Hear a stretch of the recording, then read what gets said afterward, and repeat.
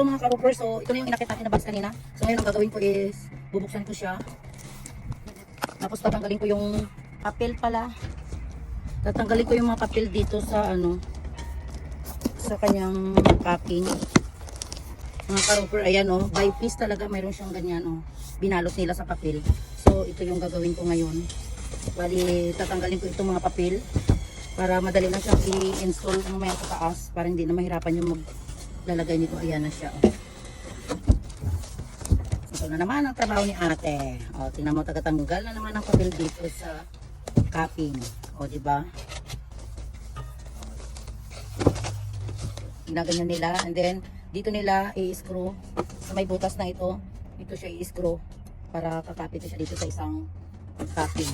So, ganoon ang pag-install ng ano nito, ng kanyang capping. Kasi metal ano siya eh, yung metal tile. So,